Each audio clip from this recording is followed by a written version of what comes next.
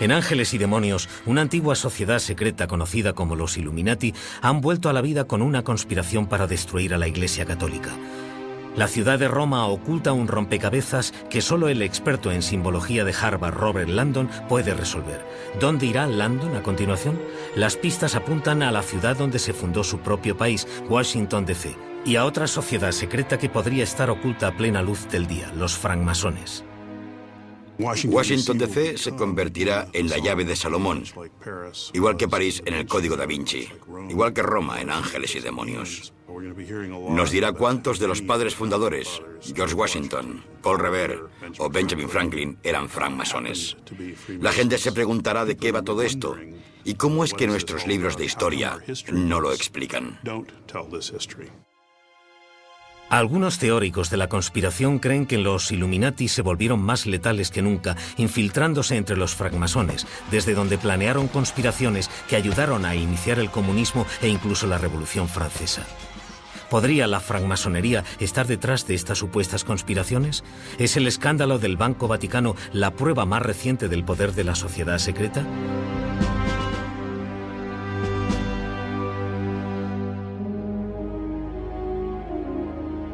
¿Tienen los francmasones suficiente poder para poner de rodillas a un gobierno?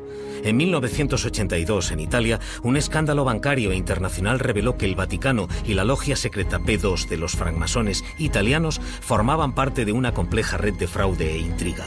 Cuando se acabó, Roberto Calvi, el banquero italiano, fue hallado muerto y las sospechas recayeron en el Opus Dei, la poderosa prelatura católica.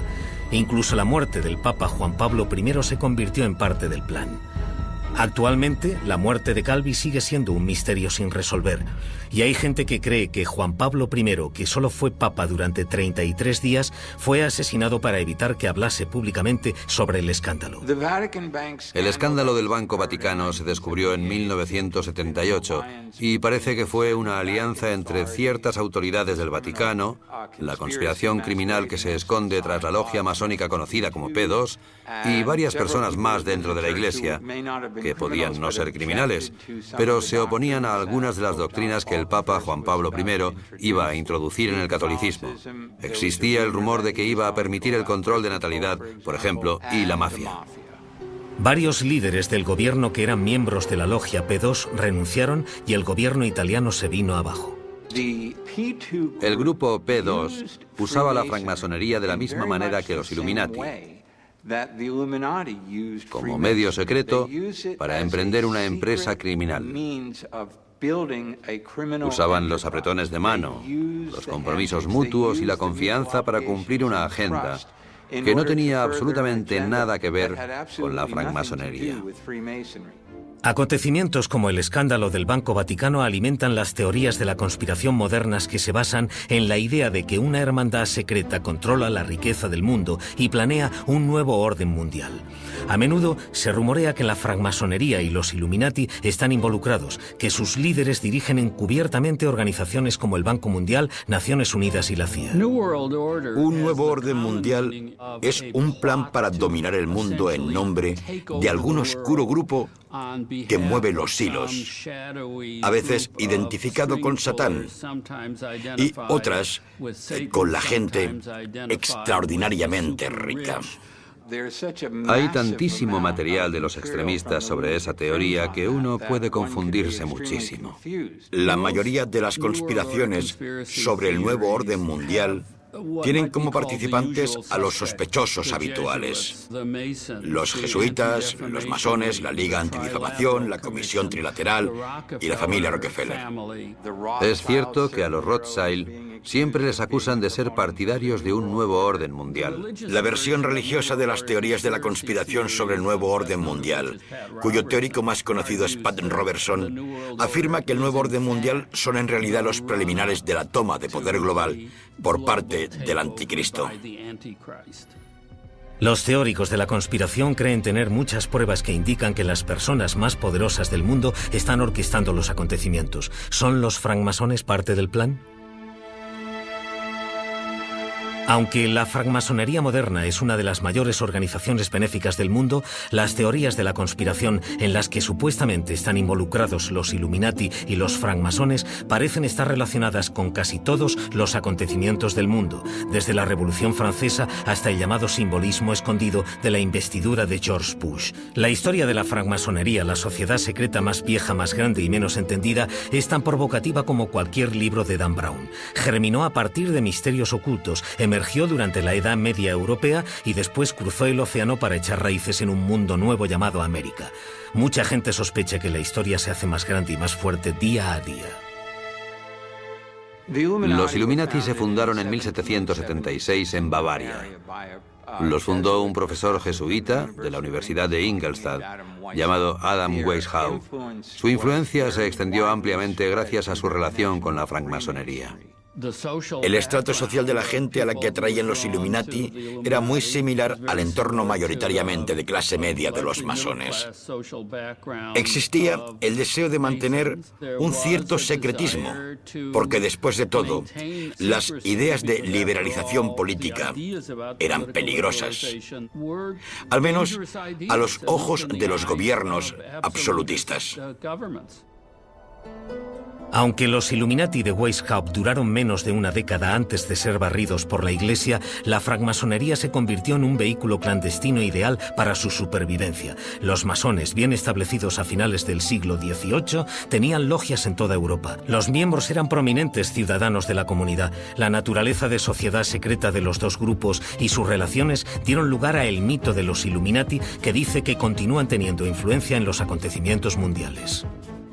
Lo irritante del mito de los Illuminati, a diferencia de la realidad de los Illuminati, es que se presenta como una clave para entender la historia, cuando en realidad no sirve para eso.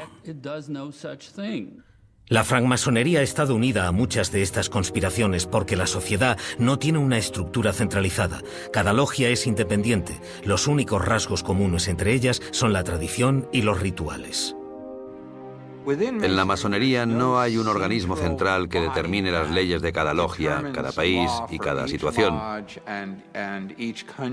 Así que ese tipo de subversivos pueden entrar y captar la atención de los individuos sin que haya una autoridad central que diga, no, estáis violando la doctrina. En la época de mayor popularidad de los francmasones en Europa durante el siglo XVIII, a la sociedad elegante le fascinaba la idea de recuperar la sabiduría secreta de los antiguos maestros, como los egipcios. Había pocas otras sectas a las que se codiciara tanto pertenecer como a los francmasones. Para pensar correctamente en la francmasonería, hay que remontarse al antiguo Egipto. Había grupos de gente que eran picapedreros y constructores de pirámides. Sus conocimientos eran increíbles y eran unos conocimientos secretos. Eran como un poderoso conjunto de secretos comerciales. Imaginen el poder que daba la comprensión de la geometría en una sociedad de hace 7000 años. No es extraño que hace 7000 años se mezclara ese conocimiento secreto con creencias religiosas, magia, alquimia y toda clase de fuerzas. Muchos francmasones apoyaban la filosofía de la independencia de la Ilustración que se extendía por toda Europa en el siglo XVII y tenían muchas razones para proteger sus secretos. Pensemos en ello.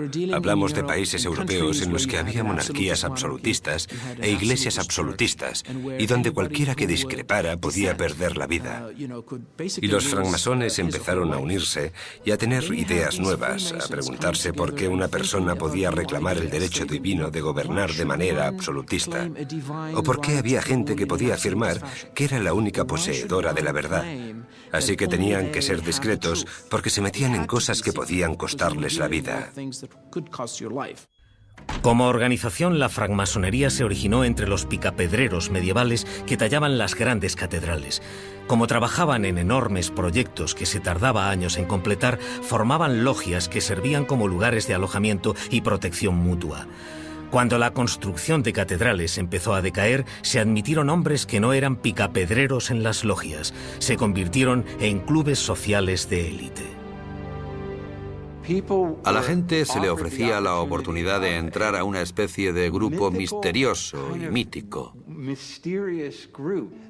Podían hablar de ideas de las que públicamente no les estaba permitido hablar, o no se les animaba a hacerlo, con gente que había prometido proteger su intimidad y guardarles del peligro.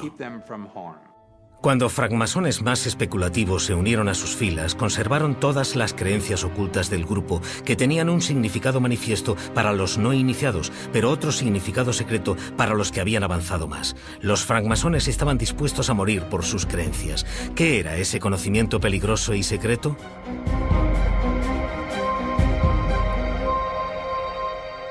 Relacionada con el pasado a través de su sabiduría secreta, unida al futuro por sus ideas y entretejida por su gran sentido de la hermandad, la francmasonería se extendió por Europa y América. La primera gran logia oficial de Inglaterra se formó en 1717 y en 1730 se estableció la primera logia en las colonias americanas. La cantidad de francmasones ha crecido con el país y vivió su máximo apogeo en los años 60, con más de 4 millones de miembros en Estados Unidos. Actualmente sigue siendo parte del tejido de la sociedad estadounidense. ¿Qué hace a esta sociedad secreta tan atractiva? La francmasonería es en realidad una fraternidad y se basa en el individuo. Creo que ya se ve en las cosas que defienden el concepto de libertad, libertad de pensamiento, de religión, de asociación, la libertad del individuo. Y usas eso para construir una familia mejor, una comunidad mejor, un mundo mejor en el que vivir. Un francmasón puede viajar a cualquier lugar del mundo y no sentirse extranjero. La fraternidad le recibe con los brazos abiertos. Hay masones que llegan de otros países que están literalmente en guerra y aún así se conocen como iguales. Hay un gran nivel de confianza entre ellos cuando se conocen en las logias, porque todos son hermanos y saben que cada uno de ellos ha vivido una experiencia similar. La francmasonería ha cambiado muy poco sus tradiciones centrales originales. Muchas de ellas se basaban en leyendas sobre el conocimiento secreto de los picapedreros que construyeron el templo del rey Salomón en Jerusalén en el año 850 a.C. Simples herramientas como la escuadra, el compás y el nivel ilustran verdades universales y sirven de símbolos morales. En la masonería, la razón por la cual el templo es tan importante es porque se considera el primer templo erigido al Dios monoteísta de las tradiciones judeocristiana e islámica. Así que en la masonería se habla de construir tu templo dentro de ti para convertirte en una persona única. Se habla de coger el diamante, que es la parte divina de uno mismo, y está enterrado dentro, de tallarlo y al hacerlo, de salir a construir un mundo mejor. Un masón está obligado por juramento a construir su vida y su carácter con el celo y la precisión que los picapedreros usaron para construir el templo de Salomón. El juramento de los francmasones consiste básicamente en guardar los secretos de la sociedad. Y los extraños lo critican porque observa violentos castigos para la desobediencia o la revelación de los secretos. Que te abran la garganta o te corten la cabeza son de esas cosas que probablemente no ocurrieron nunca, o si lo hicieron, fueron muy poco comunes. Evidentemente, si la sacamos de contexto y observamos el siglo XVII, pensamos, Dios mío, ¿qué es eso? Son todas alegorías. Los masones no invitan a los hombres a unirse, hay que solicitar el ingreso, y eso se hace a través de un amigo que ya es masón. El candidato se evalúa por sus méritos personales, no por su afiliación política o religiosa. Tienes tus propias creencias. La francmasonería nunca interferirá con tu religión o con la lealtad que le debes a tu país. Esto es muy importante. Nunca interferirá con tus ideas políticas. Eso es lo que encontrarás en una logia masónica, gente de varios perfiles políticos, pero que pueden relacionarse de igual a igual. Tras ser aceptado, el nuevo miembro se une a una logia azul, la organización básica y extendida de la masonería. Es en una logia donde los masones hacen su trabajo. Hay dos caminos en la masonería para llegar a los grados superiores. Uno se llama rito de York y el otro se llama rito escocés antiguo y aceptado. En realidad, estos grados, aunque son números más altos, solo hacen una cosa: profundizar en el conocimiento y la disección de los 3 primeros grados. En la logia azul, un masón puede adquirir 3 grados: aprendiz, compañero y maestro. En el grado de aprendiz, el candidato pasa por una ceremonia ritual que está diseñada para hacer que se dé cuenta de que está empezando una nueva vida, recorriendo un nuevo camino. Y el aprendiz se centra en sí mismo para empezar a profundizar en sí mismo y conocerse a sí mismo. El segundo grado, el compañero, es mucho más intelectual. Exhorta al masón a buscar el conocimiento en las artes y las ciencias. Es muy importante porque es lo que construye la mente y te da las herramientas para salir y cambiar las cosas en el mundo como francmasón. El tercer y último grado de la masonería enseña que un masón nunca podrá dominar la vida hasta que haya dominado la muerte. El candidato se somete a una ceremonia simbólica de muerte y renacimiento basada en la leyenda de Hiram Abiff, el maestro arquitecto del Templo de Salomón. El primer masón fue Abiff. También fue el primer mártir. Fue asesinado por unos trabajadores que buscaban descubrir sus secretos y en lugar de revelarlos, murió por esos secretos. El conocimiento era poder. Los tres enemigos que querían extraerle ese conocimiento le atacaron y le mataron. Eso forma parte de la ceremonia para recordarle al maestro masón que en realidad la tiranía, el fanatismo y la ignorancia son tres enemigos que están ahí afuera y que siempre intentan sacar el verdadero conocimiento y alejarlo de la gente para mantenerles dominados. En la ceremonia del tercer grado, el candidato simula el asesinato de Hiram Abiff. Con la carne pudriéndose en sus huesos, el maestro masón debe usar un apretón de manos llamado la garra del león. Se levanta al candidato o se le resucita. De la mano de un hermano de confianza, el candidato es elevado a un mayor nivel de comprensión espiritual. Y con la fuerza ganada, se convierte en un hombre mejor. El mandil masón simboliza el progreso del iniciado en las diferentes categorías. Esto es un mandil blanco de cuero. Es el símbolo del aprendiz. Es blanco como símbolo de inocencia.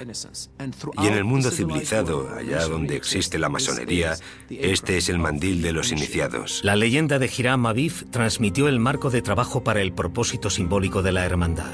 En la masonería usamos símbolos que tienen que ver con el concepto de la construcción. Y los símbolos son muy importantes. ¿Por qué? Porque un símbolo es algo que se puede interpretar de muchas maneras. Uno de los símbolos masónicos más importantes es el compás, que refleja al individuo y su sentido de los límites y la proporción. El tamaño de los compases, lo grande que es el círculo, depende de ti mismo. La idea es que nunca deberías ir más allá del círculo. Debes mantener tus deseos y tus pasiones en los límites debidos. Otro es la escuadra, un símbolo de virtud. Muchas expresiones conocidas vienen de este símbolo. En inglés hay expresiones como estar en la escuadra, que significa ser de fiar, o si alguien hace algo que no está bien, se dice que corta las esquinas, que no las cuadra. Otros símbolos incluyen la plomada, que significa rectitud moral, y el nivel, que significa tratar a todas las personas como iguales. En la masonería de todo el mundo decimos que nos conocemos en el nivel, actuamos según la plomada y nos despedimos con la escuadra. Para los francmasones, la logia es un lugar de reunión sagrado lleno de símbolos alegóricos y de significado. Automáticamente encontrarán cosas que no se encuentran en otros lugares. Encontrarán dos columnas y notarán que encima de una de ellas está el globo terrestre y encima de la otra el globo celestial. Es para recordar a las personas que vivimos constantemente en esta dualidad entre el cielo y la tierra y que la sabiduría es la capacidad de poner a ambos en un estado de equilibrio, abajo y arriba, arriba y abajo. También encontrarán un suelo a cuadros que refleja la oscuridad y la luz. Y es que en la vida, una persona pasa constantemente por periodos oscuros y claros. Esa es la naturaleza del mundo en el que vivimos. Para los francmasones, los símbolos y alegorías del oficio se relacionan con la construcción de un ser humano mejor para la sociedad. Pero ¿por qué tantos teóricos de la conspiración creen que tienen implicaciones más siniestras? La exclusividad de los francmasones y su abundancia de símbolos y ceremonias secretas son algunas de las nociones usadas en las teorías de la conspiración modernas. La francmasonería ha sido acusada de ser la fuerza que había detrás del comunismo, detrás de la Gran Depresión, detrás de las guerras mundiales, detrás de Naciones Unidas y detrás de la aparición de símbolos masónicos en los billetes de dólar. ¿Planean los francmasones hacerse con el mundo tras las puertas cerradas de la logia? Para los teóricos de la conspiración, los acontecimientos mundiales son un plan de los agentes del poder global. Tanto la francmasonería como los difuntos Illuminati han sido acusados de servir como conductos para fuerzas oscuras que el resto de nosotros solo podemos imaginar. La gente hace estas acusaciones porque creo que no entienden el propósito de una sociedad secreta. Es como un grupo de interés especial. Es como un grupo de gente que habla de aeromodelismo. Una de las condiciones para unirse a ese grupo es un interés por el aeromodelismo. ¿Por qué tendría que haber un bibliófilo en ese grupo? La idea de que las cosas ocurren en secreto, de que hay que hacer juramentos, de que quizás haya agendas ocultas manipuladas, asusta a la gente. Los masones están ahí afuera planeando hacerse con el mundo, sociedades secretas o lo que sea. Sinceramente, todo es una tontería. Las asociaciones negativas que se le han hecho a la francmasonería las crearon sin querer los escritos de Albert Pike, uno de los masones estadounidenses de más influencia. Su libro Morals and Dogma seguía la historia de la francmasonería hasta antiguas prácticas y símbolos místicos. Albert Pike se suele considerar el gran portavoz de la francmasonería estadounidense. Los antimasones suelen citar su libro Moral y Dogma, y creo que es importante reconocer que no es una publicación masónica oficial, sino la visión de Albert Pike. Pike escribía en una época en que la francmasonería estaba arraigada en la sociedad estadounidense. Algunos teóricos de la conspiración querrían que creyéramos que la mismísima fundación de Estados Unidos fue parte de la conspiración francmasónica.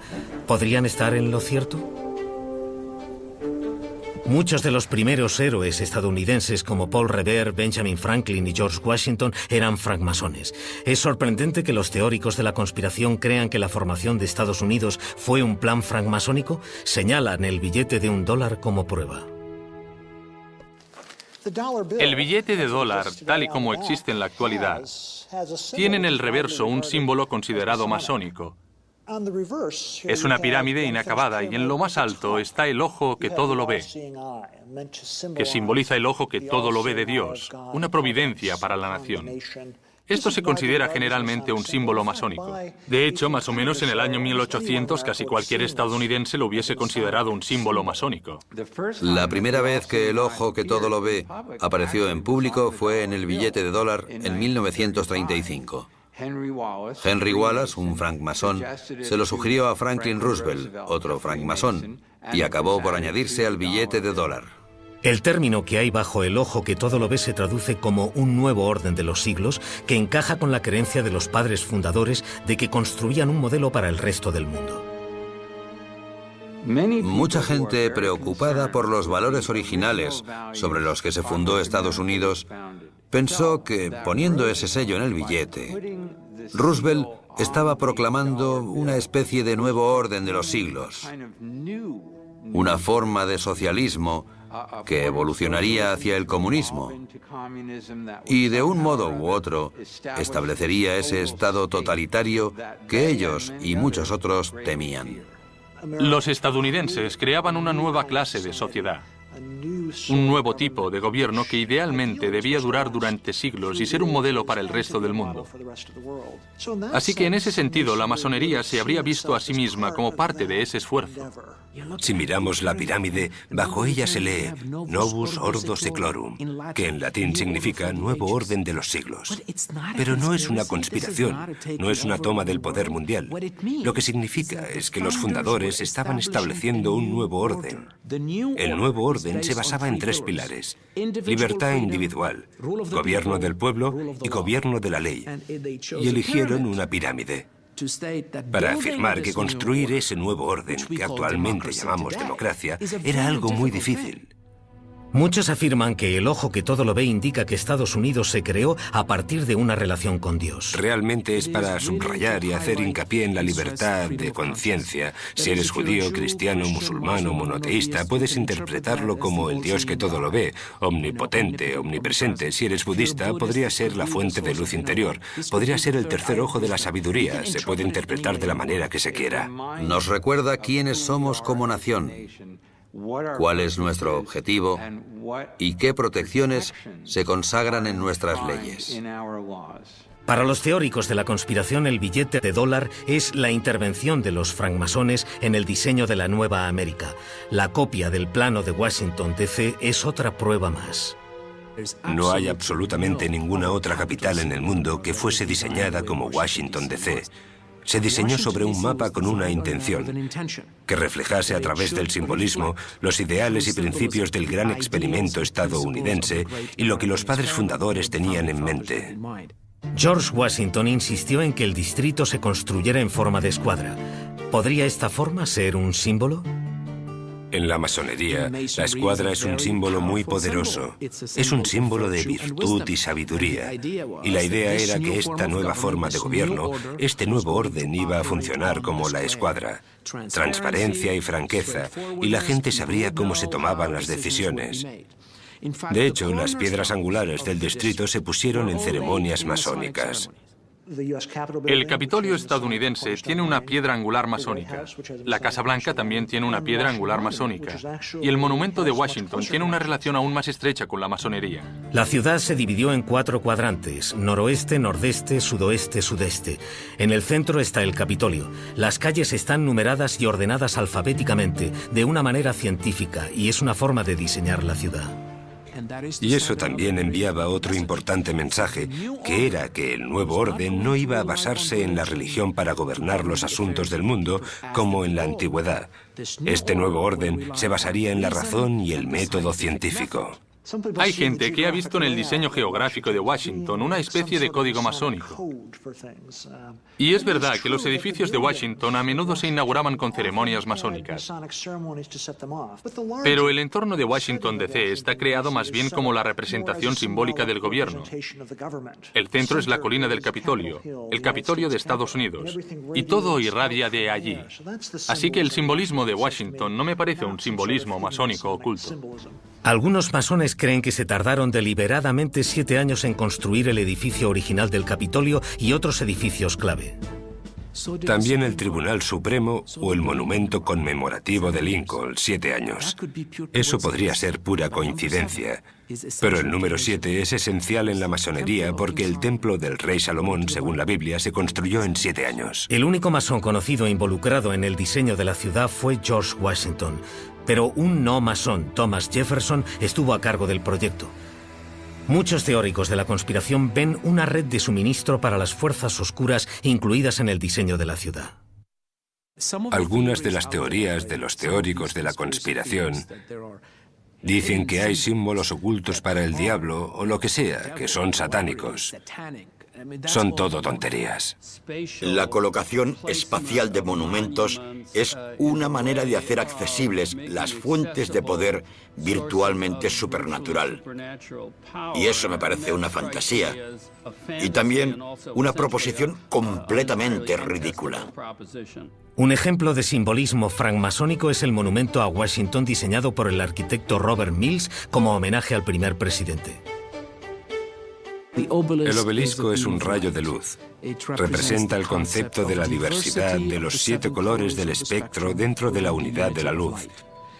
Y George Washington juntó 13 colonias diferentes para formar los Estados Unidos. Y por eso el arquitecto Robert Mills, que era francmasón, quería no solo honrar a George Washington con el obelisco, sino también inmortalizar la máxima de nuestro país: et pluribus unum, de muchos uno. La relación de los padres fundadores con la francmasonería fue fuente de muchas teorías de la conspiración. ¿Hay más simbolismo masónico en Washington del que se ve a simple vista? La francmasonería llegó a América con las ideas de la Ilustración europea. Con la primera logia establecida en las colonias en 1730, los francmasones atrajeron a prominentes figuras de la Ilustración americana. Trajo todas esas ideas que son básicas en la Ilustración, en las que el gobierno no vigila, para asegurarse de que la gente no se destruye y se moleste entre ellas. La Ilustración decía que la gente podía llevarse bien. Los valores masónicos son básicamente los valores de la Ilustración: libertad de pensamiento, de religión, de asociación. La idea es que la gente prospera más con libertad intelectual y espiritual. Esto ayuda a explicar el crecimiento de la masonería y la Ilustración al mismo tiempo. Los valores de la Ilustración se expresaron en multitud de folletos. John Locke y Thomas Paine argumentaron que la gente tenía la capacidad inherente de gobernarse a sí misma. En un mundo gobernado por monarcas absolutistas, eran ideas revolucionarias. La francmasonería dio a los colonos su primera oportunidad de ejercer el autogobierno. La gente podía comentar abiertamente ideas prohibidas en la sociedad. Había una igualdad en la logia que permitía que cada persona se convirtiera en un líder, además de ser un miembro. Había una sensación general de tolerancia, de hermandad universal, de todos los valores tan deseados por la gente de la Ilustración. La francmasonería evitaba cualquier relación religiosa y daba la bienvenida a cualquiera que creyera en un ser superior. La gente que sentía que la divinidad era muy real, que había un Dios creador, pero quizás había dado un paso atrás y dejaba las cosas pasar como iban a pasar, con una actitud de no intervención, podía expresar y construir su fe en las logias masónicas. El período colonial no era un buen momento para las religiones organizadas. De los 4 millones de personas que vivían en Estados Unidos en 1790, menos de un 10% pertenecía a una congregación. De algún modo, la gente ha hablado sobre la masonería como si fuera una especie de sucedáneo de religión. Y creo que hay parte de verdad, ya que las iglesias estadounidenses se están alejando de los rituales. Se alejan de las estructuras que dieron forma al cristianismo durante siglos y siglos. Los francmasones coloniales tenían muy poco interés en los elementos místicos de la francmasonería. Estaban más interesados en la posición social que transmitía. A mediados del siglo XVIII, ser miembro de los francmasones se había ido identificando con ser una persona influyente en el nuevo país. Muchos de los líderes clave de la revolución eran masones. Benjamin Franklin, quizás el diplomático clave en la Revolución Americana, era masón. George Washington, que simboliza como nadie la Revolución Americana, también era masón. Paul Revere, el famoso platero de Boston que montó a caballo para avisar a la gente de que las tropas británicas se acercaban a Lexington y Concord, se convertía en el gran maestro de Massachusetts. La noche de su famosa cabalgata, Paul Revere fue capturado por los británicos. El capitán británico resultó ser masón. Paul Revere era masón y el capitán británico le dejó marchar tras haberse identificado como masones mediante el uso de ciertas palabras. En la historia estadounidense hay estos increíbles incidentes de los que actualmente sabemos muy poco. La guerra inminente creó conflictos de lealtades, ya que muchos masones apoyaban la monarquía y se unieron a las fuerzas británicas, y muchos miembros de la logia eran hombres que dirigían la revolución y después la nación. Hay historias que dicen que todos los firmantes de la Declaración de Independencia eran masones y que todos los generales del ejército continental eran masones. No es cierto. Pero sí lo es que los masones estaban muy concentrados en esos grupos. Para muchos americanos desgarrados por la guerra, la francmasonería era la única fraternidad donde los hombres podían reunirse a pesar de sus diferencias políticas.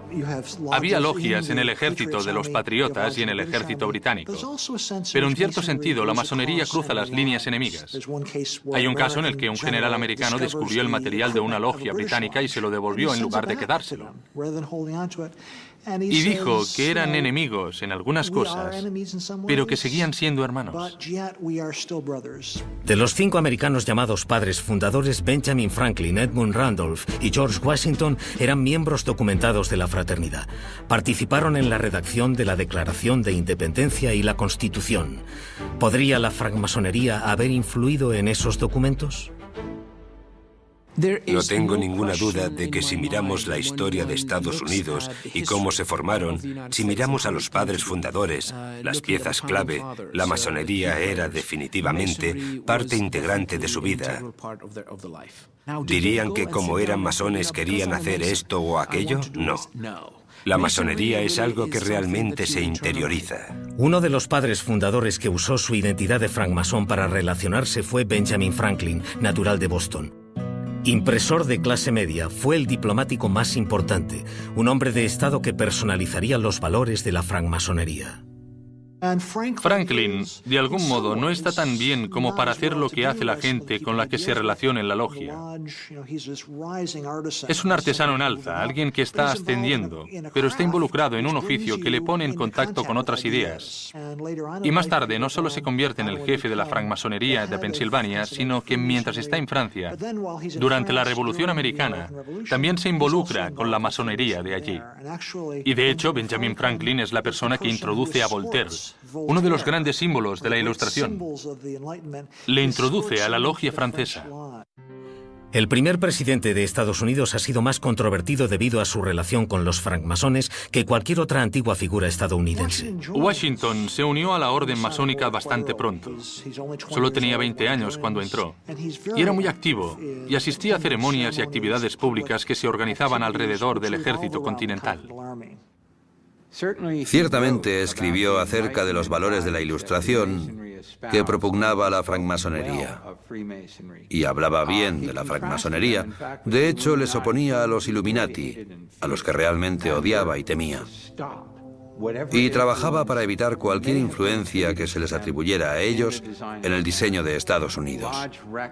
Los informes de la logia indican que Washington no era un masón ferviente. Su asistencia era irregular, pero creía en sus principios y los propugnaba. También permitió, mientras era presidente, que le pintaran como masón. Hay un retrato suyo con su joya masónica y su mandil. Washington era un hombre muy cuidadoso, que quisiera tener piedras angulares en la capital y que estuviera dispuesto a mostrarse como francmasón en un retrato. Creo que sugiere que era algo importante y poderoso para él. Cuando se puso la piedra angular del Capitolio, Washington llevaba puesto su mandil masónico. Se celebró una ceremonia tradicional masónica con cientos de masones, en procesión, vestidos con toda la regalía masónica. Para algunos, el mensaje de Washington era inconfundible. Creo que el simbolismo de la piedra angular es de algún modo sacerdotal, religioso. Porque lo que se hace es unir un edificio de la realidad física y cotidiana con un mundo de valores e ideales. Así que creo que, de algún modo, los masones son casi como los sacerdotes de la nueva república. Mientras la francmasonería se entretejía en el nuevo sistema de creencias, la hermandad era atacada en Europa y causaba estragos en Francia. En 1789, el mismo año en que entró en vigor la Constitución estadounidense, los franceses asaltaron la Bastilla y proclamaron su revolución. En Bavaria, Adam Weishaupt había sido desterrado y sus Illuminati exterminados. Los estadounidenses prominentes estaban divididos en sus opiniones sobre Weishaupt y los Illuminati. La Ilustración fue un movimiento vasto y extenso que acabó causando, entre otras cosas, la Revolución Americana, la adopción de la ciencia y un cambio total que todavía tiene lugar en la sociedad actualmente. Los Illuminati eran una pequeña parte de ello. Eran un grupo muy radical dentro de esa tradición y buscaban derrocar violentamente la monarquía y la Iglesia. Mientras que George Washington se oponía firmemente a los Illuminati, Jefferson les consideraba gente radical de la Ilustración que tenía que cubrir sus enseñanzas de misterio y simbolismo por culpa del opresivo ambiente religioso en el que trabajaban y enseñaban. Dos libros de gran éxito avivaron las llamas de los rumores de conspiraciones de los Illuminati y la francmasonería. Pruebas de una conspiración contra todas las religiones y gobiernos de Europa es un libro que publicó en 1798 un escocés, John Robison. Era una introducción al mito de los Illuminati como catalizadores de la revolución en el mundo de habla inglesa. Las pruebas de una conspiración de John Robison y las memorias para servir a la historia del jacobinismo, del abad Barruel, se publicaron simultáneamente en 1798. Ninguno de ellos conocía el trabajo del otro en ese momento. Extendieron como la peste el mito de esta sociedad anticristiana y antimonárquica. La gente respondió muy bien a esta idea que decía que algo iba mal, que ocurría algo amoral o inmoral y que los valores tradicionales se estaban perdiendo o eran motivo de burla y nadie entendía cómo ocurría. Tras la Revolución Francesa, aquellos que habían apoyado la monarquía intentaron encontrar motivos para su derrota. Era mucho más reconfortante para ellos pensar que la monarquía había sido destruida por una facción de conspiradores. De ahí la teoría de los Illuminati. Así que, en lugar de ser un fenómeno en masa, la revolución fue obra de un pequeño y malvado grupo. Que los francmasones realmente fomentaron y causaron la Revolución Francesa. Eso también es una locura. Y la razón es que el gran maestro de los masones franceses era el duque de Orleans. Estaba emparentado con el rey Luis XVI. Había masones en el lado leal, monárquico, y había masones republicanos. Creo que la Revolución Americana era claramente la Ilustración en su mejor momento. En otras palabras, algunos francmasones decidieron abrazar esos maravillosos objetivos dentro de las leyes de una nación. Su nación. Creo que es una de las razones por las que el experimento estadounidense es tan sagrado, y uso esa palabra que yo valoro inmensamente. La Revolución Francesa, por otro lado, puede relacionarse con una conspiración de los Illuminati. La influencia y la manipulación de los Illuminati en las logias masónicas realmente tenía lugar. La violencia, la locura, el baño de sangre conocido como la Revolución Francesa era prácticamente todo lo opuesto a los valores de la Ilustración, abrazados por la Revolución Americana. En la década de 1790 había muchos religiosos en Estados Unidos que tenían miedo. Se había separado la Iglesia del Estado, algo que era revolucionario. Los Illuminati eran la demostración de que había gente contraria a la religión que intentaba minar el orden de la sociedad. A principios del siglo XIX, la francmasonería estadounidense sufriría otro golpe mortal en su reputación. Lo que más tarde se conocería como el asunto del Capitán Morgan solo sirvió para confirmar las sospechas de que la francmasonería usaba su despiadado poder para escapar de la justicia. En 1826 hubo un incidente que lo destrozó todo. Lo que ocurrió fue que al norte del estado de Nueva York había un hombre que había sido masón y decidió que quería publicar y revelar los rituales. En realidad eso no tiene nada de extraordinario. Las revelaciones sobre los rituales se remontan hasta la década de 1720 en Inglaterra. Pero lo que Morgan quería hacer era revelar toda una serie de nuevos grados que parecían mucho más sagrados. Los masones intentaron evitar la publicación del libro de Morgan. Le encarcelaron con pruebas falsificadas, pero desapareció misteriosamente. Nunca se le volvió a ver en público, y la gente discrepa sobre lo que le ocurrió. Yo creo que le asesinaron, no porque los masones quisieran hacerlo, ni porque los masones que lo hicieron quisieran, sino porque ya no sabían qué hacer con él. Esto hizo nacer un partido antimasónico en Estados Unidos alrededor del año 1830, que cogió toda esa histeria antimasónica y anti-Illuminati y continuó avivando unas llamas encendidas 40 años atrás. Los folletos en contra de los masones inundaron las comunidades y los políticos hicieron una campaña para detener a la sociedad secreta antes de que destruyera Estados Unidos. La presión legislativa y ese tipo de cosas hicieron que la masonería cayera en picado. La cantidad de miembros bajó enormemente. En algunos estados la masonería simplemente desapareció. En Vermont, en Michigan, la masonería simplemente ya no existía. Su misticismo y su reputación quedaron destrozados y la francmasonería desapareció de los Estados Unidos. Mientras volvía a conseguir su prestigio, se convirtió en un tipo de sociedad secreta muy diferente, obligada a competir con nuevas organizaciones fraternales que la habían usado como modelo, como los Caballeros de Colón y los Old Fellows. Sus ideales, que habían sido radicales, se habían convertido en la forma de vida estadounidense. A principios del siglo XX, la francmasonería empezó a desarrollar su actual identidad de organización benéfica. Los estadounidenses son más de la mitad de sus miembros mundiales. La fraternidad prospera en los antiguos países comunistas que están viviendo su propia ilustración moderna. Los francmasones de los Estados Unidos que trabajan con francmasones del extranjero construyen puentes y hacen intercambios. Los francmasones de Washington D.C. trabajan con francmasones de las Filipinas y musulmanes y cristianos para promover la paz, creando proyectos y ayudando a la gente. Así que tiene un impacto muy real y poderoso en el mundo actual. Y con las fuerzas oscuras que existen ahora en el mundo, necesitamos mucha buena gente dispuesta a hacer un esfuerzo extra. Y los masones están descubriendo su importante papel en un mundo así. La masonería es muy importante en la historia estadounidense y hay un interés continuo, porque realmente es el lugar donde la gente averigua cómo se siente respecto a su sociedad. ¿Cuál es el significado de la igualdad? ¿Cuál es el significado de la moralidad? ¿Cuál es el significado de la hermandad? De la familia entre gente que no tiene necesariamente un vínculo de sangre. Creo que la masonería consiste en averiguar estos asuntos. A pesar de la falta de nuevos miembros jóvenes, los francmasones aún conservan su atractivo místico. Si la gente quiere unirse a una organización benéfica, puede entrar en cualquier ONG. ¿Para qué necesitan ese lenguaje misterioso de uniformes secretos, saludos secretos y palabras secretas? Es porque tiene que haber un misterio central. Ese misterio central es una profunda enseñanza moral, religiosa y espiritual que yo creo que existe en la masonería. Creo que puede ofrecer eso a las próximas generaciones.